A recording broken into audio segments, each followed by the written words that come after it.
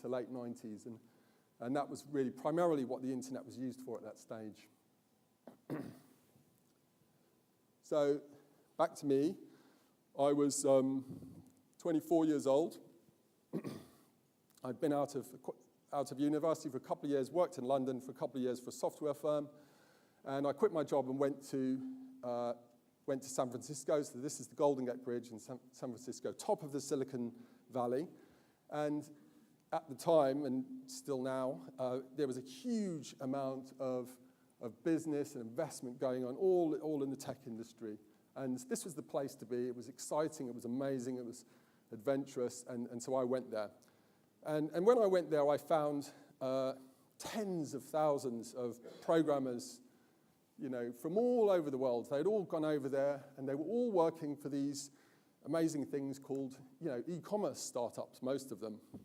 And so it was 1999 in San Francisco. You would drive around, or anywhere in California, frankly, and you would see billboards, huge billboards, talking about gardening.com, bins.com, loopaper.com. It was anything you like .com. It was quite crazy, but there were all these companies going on, and there was billions of dollars of investments going into these companies, and there were lots of programmers like me working on these websites, developing e-commerce platforms, developing the infrastructure that the investors and they believed was going to underpin a seismic change of all of the retail commerce, the real world retail commerce, going online almost overnight. And so all of these companies were loss-making. It was all about investing in an imminent change that was going to happen. And there was so much competition, it got so crazy, there was so much competition for programmers that startup companies were giving vested share options. So lots of my friends, 20-something-year-old friends, were literally paper millionaires, having great parties and all the rest of it. However, they didn't count on this. So the concept was, if we build it, the consumers are going to come and start using these websites. But actually, they were a bit too quick, because although the programmers in Silicon Valley were connected, they were using the internet, the wider world just wasn't quite there yet. And so in the end, the profit didn't come along quick, or the revenue in some cases didn't come along, let alone profit.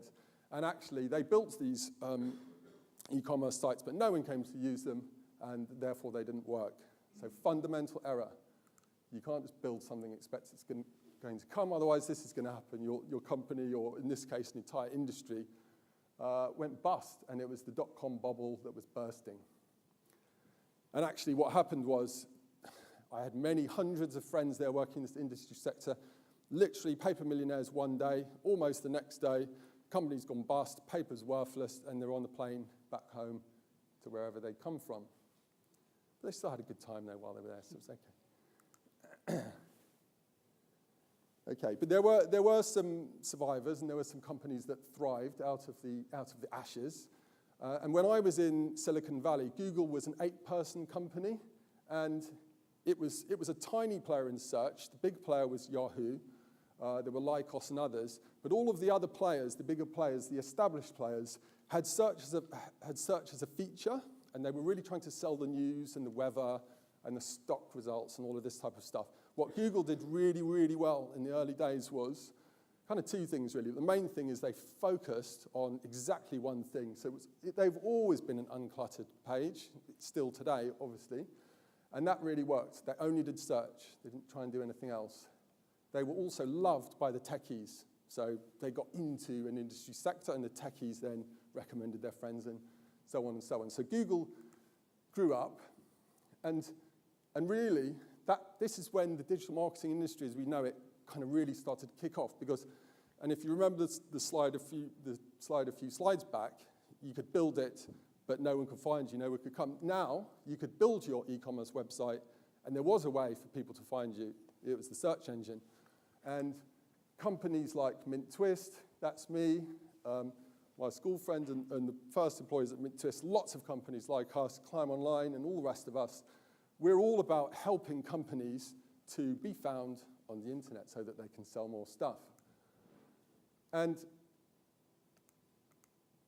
I'm missing a couple of slides here, but so I'm going to give Google a gold medal, because what Google did was amazing. They've obviously dominated the search engine market. So in the rest of the world, it's something like 90% of searches run through Google servers. Now, having controlled the market, so they supply the market, 90% of the market, they then did something that was genius, frankly. Very early on, they built an automated marketplace to sell access to the market that they controlled. So they're the supplier, but they're also the middleman to the buyers, which are basically 90% of the Western world. So fantastic place to be in, highly profitable business. You know, like them or loathe them, in the digital industry, you have to have a love-hate relationship with Google, but you've got to respect their strategy. Great work. Now, because Google was successful and suddenly there was a way to effectively market products and services, it really allowed e-commerce to work. So Amazon had been around before the dot-com bubble burst. And during that time, Amazon had invested, their strategy really, Jeff Bezos' strategy was to let's dominate a single market sector for e-commerce and let's perfect our customer service and delivery. He was very, very clear about that in the early 90s when Amazon first started. And so although they were still loss-making, once digital marketing started to work, they became highly profitable because they already had invested so much in this single sector books. They knew exactly what they were doing.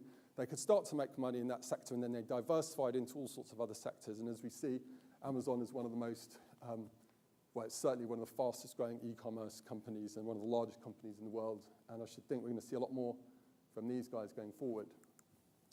So gold medal there. Gold medal for Google, as I said, this is the slide I was referring to. So gold medal for Google, gold medal for Amazon. And there's a whole bunch of social media sites that started to kick off in the last sort of decade or 15 years or so, and you could give a whole bunch of gold medals out to these guys. Facebook saw the requirement for generations to want to share portions of their lives online, and they positioned themselves accordingly. Now here's where Apple make a comeback. So remember, they lost out quite badly in the 90s. Steve Jobs actually was fired from Apple in the late 90s, but they rehired him, and what Steve Jobs did and Apple in 2007 was release this thing called the iPhone 1. So the iPhone 1 was, I think, game-changing because it made mobile internet properly accessible. Now the interesting thing about Steve Jobs, Apple, what happened here was that the two technologies that underpin this iPhone 1, they've been around for a long time. So touchscreen technology had been around for a long time. Mobile internet, the underlying technology, had been around for a very long time. But what Steve Jobs had was the vision to conceive these two apparently different technologies, pull them together, and suddenly make the whole world of mobile internet highly accessible via apps and the interface that we know very well today. And so he won back his pride, if you like, and changed, I think changed the world in some sense. And so gold medal for them too. Okay, so sorry for the wordy slide, but let's just review, because I think here are the key or some of the key lessons we can learn from these guys. So Amstrad, Lord Sugar, classic businessman, let's say. He saw a trend. Computers are going to be interesting to consumers. He moved very quickly and was very early to the market and was able to realize success off the back of doing that. Microsoft, what Bill Gates did was look at an existing trend and look at where that was going to lead, i.e. there's a trend for computers to be bought in larger and larger numbers. In the end, software is going to be the differentiator. His tactic for getting there was to give away the product to the company that had largest access to market. So Microsoft, a very small company, piggybacked on IBM to get his product out to market, which was an investment in his own vision. But once it did start to work and people did want to use more and more software platforms, Microsoft were able to profit and control the market. Google's main advantage for me was they just stayed focused, very, very focused early on. They were also, to be fair, they were in the right place at the right time because they were able to become a darling of the tech community in Silicon Valley, and they really grew out of that niche marketplace. They then, obviously, the way that they really monetized that was to do what I mentioned earlier on. They built an automatic platform that effectively sold the supply of a market that they already controlled.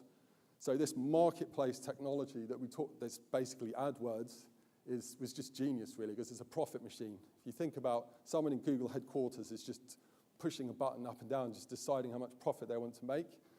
So if you're a company like that and you're making so much profit, so now they can diversify, and you see Google doing all sorts of other things, the vast majority of which are loss-making. But why wouldn't you do that? Why pay tax on your profits when you can invest in all these other great things? Fair enough. Okay, Amazon. Amazon, I think, again, there's a classic lesson that's worked in the digital age. They just focused very much on customer service. And if you read anything about Jeff Bezos, he was very, very clear right from the outset. And really, it's the delivery function and customer service. So if you get those two things right, as an e-commerce company, you're going to do well. Invested very heavily on those things. And once they started becoming profitable, diversified beyond books and into other components. Apple, believe in your big vision, use design, make the thing beautiful, and then consumers are going to want it. So Apple have always been focused on this consumer market because they've got this big vision that they want to spread to everyone. And obviously the other thing he was very persistent. He was fired by Apple. He was in the dark for a few years. He came back and arguably changed the world. Okay, so just to round up, I think for me, it's one of the main things you need to do to be dynamic and take advantage of the digital age is to plan, but do it quickly. You need to differentiate. That's just a classic message. You need to be bold, and then you need to be decisive, and again, quick. And the adage in Silicon Valley and tech companies that really advances is it doesn't matter if you fail as long as you learn lessons and adapt quickly. That's really the key. And then it's a question of planning and doing again. So constant, quick change.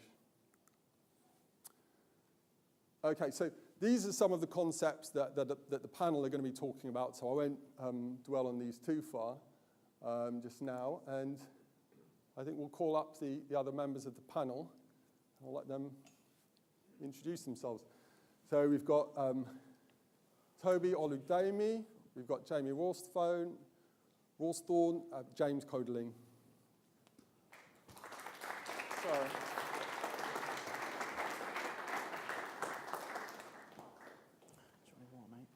So, Toby, if I hand over to you first, each member of the panel is going to introduce themselves for 3 minutes or so, and then we'll go into some Q&A. Thank you very much. Can everyone hear me? Hello? Okay, yeah, so my name is Toby Oludemi, and I'm the co-founder of a company called Studio 14. Studio 14 is a digital product agency with a social mission. We are split into 3 parts, so we help organizations and brands develop engaging digital products that add value to their organization as a whole. These products could be anything from a web application or to a mobile application, be a digital marketing campaign or an animation project.